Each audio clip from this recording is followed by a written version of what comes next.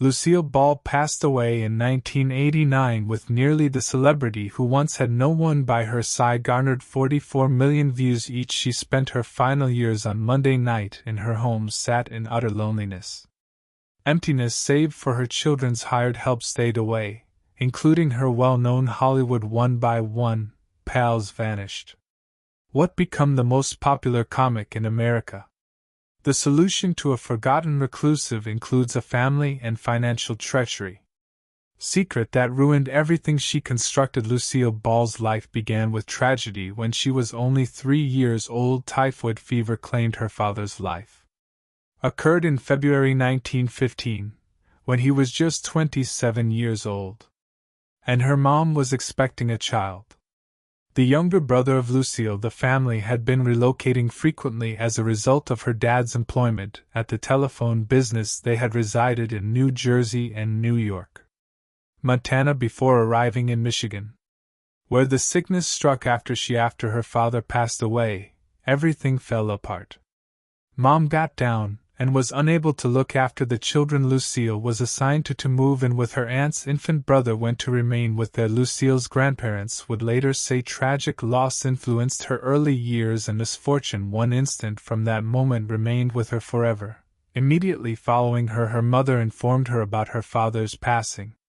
A photograph dropped from the wall, and then Lucille observed little gray sparrows pecking at the window of the kitchen. It was an odd detail, but it smoldered into her recollections. Since that day, she was frightened of birds, but not live ones, thus much, but images, drawings, or anything that made her think of them even as an adult. Life, regardless of how well known she got, declined to remain in lodgings with fearsome paintings or wallpaper featuring birds. Remained by her side till the end. Just as everything began to calm down, calamity struck. Once again, when Lucille was around 12 years old, was an incident that happened in the backyard. Stepfather has established a secure environment for practicing with a .22 rifle on targets. He was be mindful of the regulations and only allow children to shoot onto a field that is vacant. But a young neighbor youngster who was only 8 years old appeared, and wasn't intended to be present since the boy was shot by another child. Abruptly got to his feet and was struck by the bullet left him after striking his spine. Lifelong paralysis. The boy's relatives filed a lawsuit. Lucille's family lost everything after winning their house, their furnishings, even their insurance. Her granddad was crushed by guilt, never worked again. They were compelled to leave town, Lucille subsequently stated, because one mishap destroyed their family life. And then there was another storm. When Lucille Ball fell, she was just 14 years old. For a neighborhood troublemaker who is 21 years old, whose mother didn't have the name Johnny DeVito, dislike it at all, so in a drama New York City school with the goal of keeping her daughter off the wrong track. Didn't work out. Lucille found herself in the B. Davis's class, but their futures couldn't have appeared more dissimilar. Lucille struggled while Davis prospered. There was nothing sugar-coated by the teachers. They bluntly informed her that she didn't have what was required according to one account.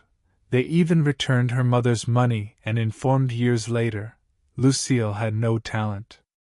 Lucille acknowledged that all she discovered there were ways to be afraid, but that rejection stoked her passion rather than shattering her. In 1928, she returned to New York, pursuing her dream with the intention of proving everyone was mistaken at the time. Beginning to make sense, she became ill with rheumatism. Fever struck hard for 2 years, and she was able to she could hardly move, much less perform. Confined to bed and observing the passing of time during the years that ought to have produced most individuals would have given up on her career. She didn't consider Lucille all of the instructor's remarks, but rather than giving up, she became more resilient. She returned once she had fully recovered. More concentrated than before in the same when she was hired as a model by Hattie Carnegie, the designer, was a major. Carnegie noticed something about Lucille, but demanded a significant alteration that she had to bleach Lucille's brown hair blonde without hesitation. She altered her appearance.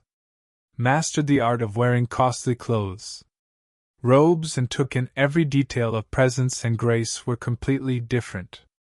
Sort of instruction, such as attending an acting school, never offered her, despite the fact that she was still having stage modeling dreams, was beneficial. Her movements and appearance were sharpened.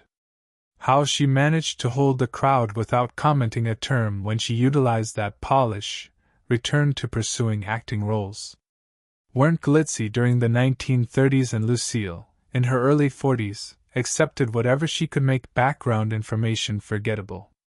Performs in slapstick comedies, more than 75 films, yet never achieved success. She was classified as a top-tier Hollywood star, the B Queen, and even though she jokingly referred to herself as the Queen of the B+, yes, no matter how hard it was, it hurt. She wanted to blend in at the studios where she worked, into containers that didn't fit her well. Humorous sidekick of a flapper, glamour girl, and she continued, nonetheless, even though the roles might not been excellent, but they provided her she had an even greater experience. Studied every aspect of the company, determined what did and did not work, and gradually developed the abilities that would allow her to take over the screen one day. As a star in someone else's eyes, but on Lucille Ball met Desi on her own terms.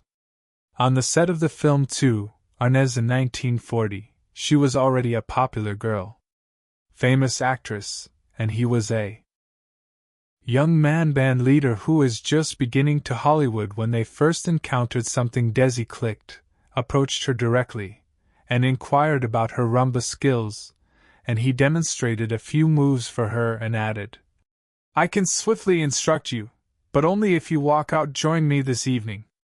Lucille became enamored.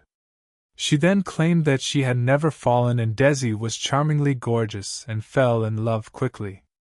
And bursting with enthusiasm, the individuals engaged in the sparks were immediately visible in the film. Some even began placing wagers on how long it appeared that the connection would last. Too quick and too intense to be true, but Lucille claimed he couldn't stay away. He was crazy, which frightened her a little. Erratic, which is what attracted her. In addition, once the movie ended, they maintained communication with long-distance Lucille. The costly phone calls estimated that she spent almost $29,000 on only conversing with him many months later, and they were both in New York in November 1940. Desi was on stage in a theater, and Lucille was interviewing for a magazine. She stated in that interview that it would never work when discussing their connection, but later that day, following a dispute over Desi's relationship with another woman, she arrived at his house in a rage. A surprised Desi halted the disagreement. They got into a car and he proposed to her. Then traveled to Connecticut, where they only 6 months later, they eloped that evening. Meeting many were startled by their marriage. Hollywood in the 1940s wasn't studios that are welcoming to interracial couples didn't believe a white man and a Cuban woman could work for years on or off the screen. Subsequently, when Lucille desired to bring her, CBS moved back the radio show to television. She demanded that Desi play her husband. They were unaware of the audience would agree, but Lucille resisted her ground, glancing back. She dialed, "Their elopement is the most audacious thing I've ever done." Did her pals believe it would end? They gave it 6 months, she acknowledged. 6 weeks. But immediately following, the problems began to appear on the honeymoon. Desi and his band took a lot of trips. For work, Lucille got up early, and he was their schedules and their late-night performances hardly traversed, followed by the underlying problems. Desi had been raised in a society in which cheating was not common as incorrect. His father had brought him to a brothel at the age of 12. Thought that lingering around didn't imply that he wasn't faithful to Lucille emotionally, but Lucille found it to be unpleasant. In addition to his increasing drinking issue, and the rifts in their union began to appear even before to their marriage. She had been informed that Desi had a reputation among ladies from the coast to only 4 years in Lucille by 1944. She filed for divorce because she had had enough. Their arguments were frequent and noisy.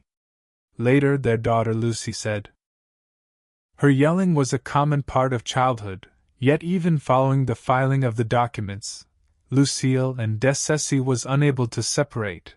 They got reunited in what some referred to as a furious reunion. There were more to come. They would split up and try again. It turned into a pattern, but they still had one more thought. Perhaps working apart caused them to become estranged.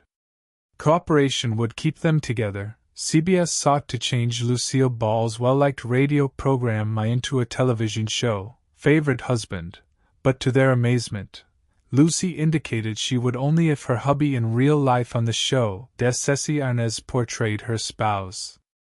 The network didn't enjoy the show either.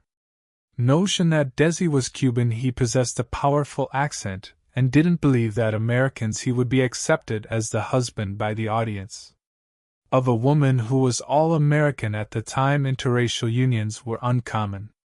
On TV, and in numerous U.S. states, they were still against the law, but Lucy didn't return down to demonstrate their ability to function as a team. She created a live stage with Desi. They performed comedy all around the nation. Audiences for musical performances and snippets, critics adored them, and there was no denying the synergy. The tour was so popular that CBS eventually gave in. Decided to cast I Love Lucy and Desi. Birth, but getting the show made wasn't. CBS requested that it be recorded in New York, where the majority of TV series were created. However, Lucy wouldn't leave Hollywood. Choice permanently altered television. Collaborating with Jess Oppenheimer, producer Desi assisted in creating a new method of filmmaking. Employing 3 cameras simultaneously in front of a live studio audience, therefore they were at risk. Needed to locate a space where they could meet safety guidelines while putting in an audience. They eventually located one in Hollywood and worked with CBS to correct it. This style of filming made a significant difference. It allowed performers to act out scenes straight through, like in a play, as opposed to it keeps stopping and starting. Further recorded genuine laughs and audience responses. In addition to Desi demanded that they use premium 35mm film rather than the hazy tape most shows that were in use at the time. Lucy's choice proved to be brilliant, and Desi accepted a reduction in salary in return for possessing the episodes by means of their Desilu firm due to the episodes were captured in such excellent quality that might be repeated for many years, causing me one of the earliest significant success stories for syndication in 1952, but when the program encountered another obstacle. Lucy turned into expecting their second kid at the time. It was deemed improper to display or even bring up the subject of pregnancy on TV. Network CBS and the program's sponsor Philip Morris was unhappy, so they said Dessessy, it was unable to appear on the screen.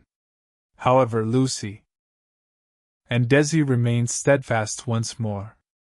They were unwilling to conceal her behind props or steer clear of the subject entirely.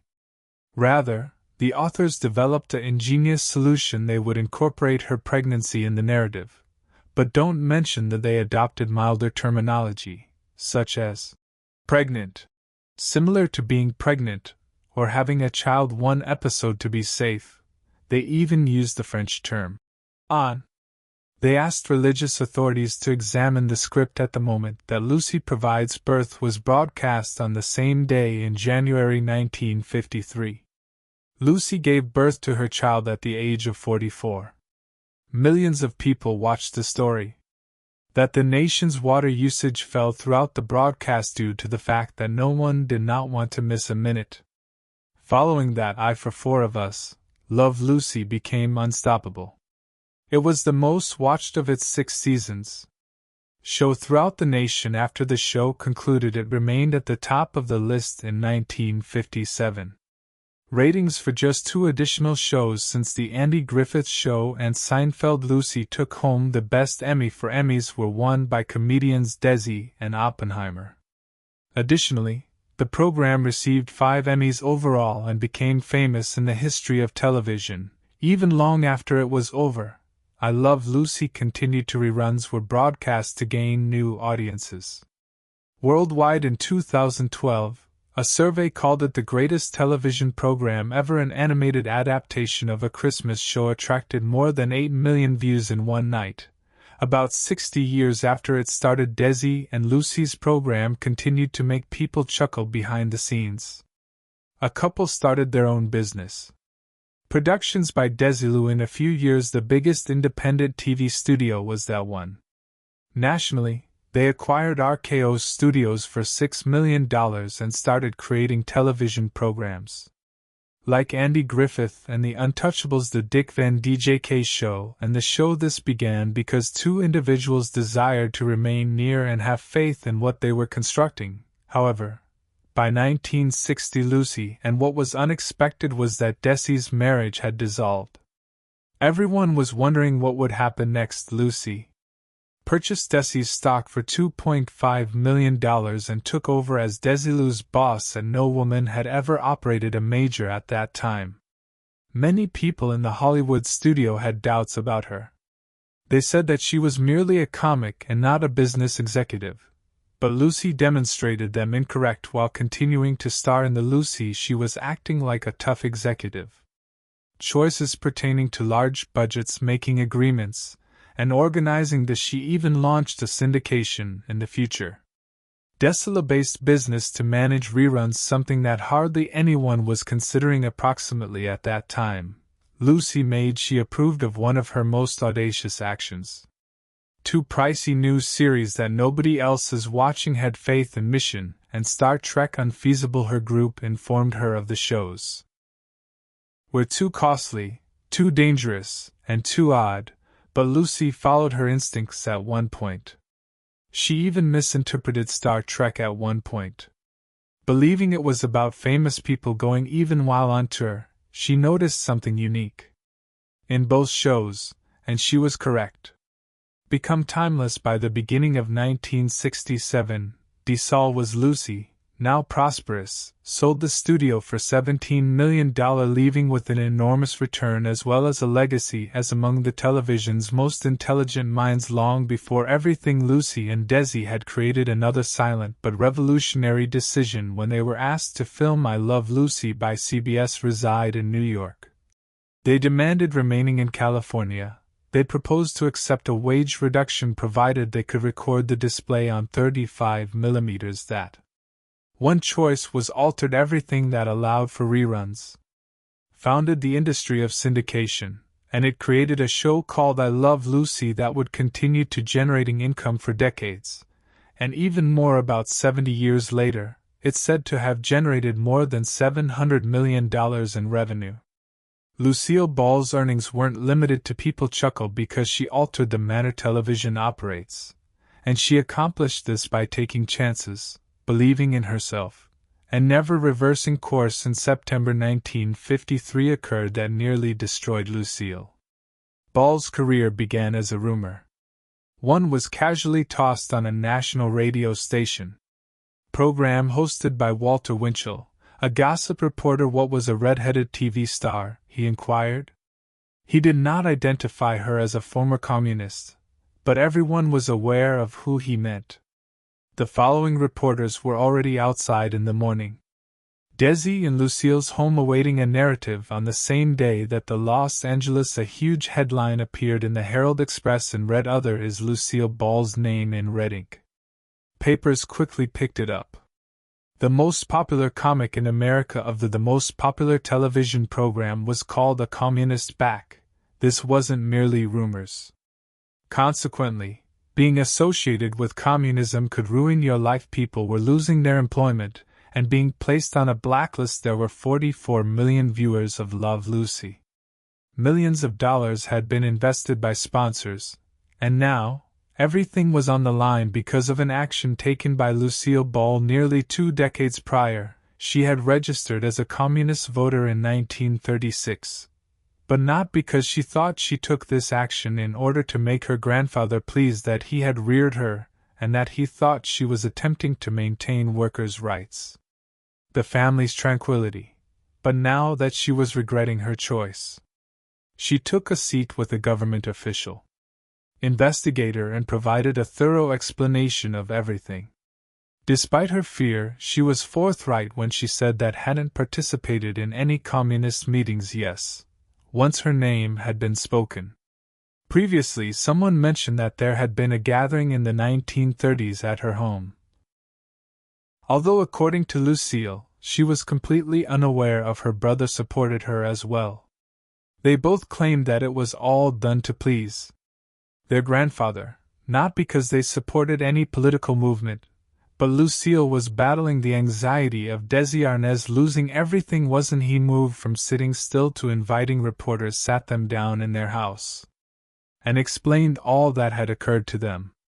Lucille wasn't a communist, he claimed, and never had been, but he continued. While filming the upcoming seasons in the first episode, he even braver with journalists seated in the tension between the air and the crowd. Desi addressed them from the platform, revealing he had called them, and he then held the phone for the person on the line. Jay was on the phone, up to the microphone. Edgar Hoover, the FBI's director, and Lucille. Hoover stated it clearly. The crowd exploded, and Ball was not a communist. The room was electrified as everyone applauded.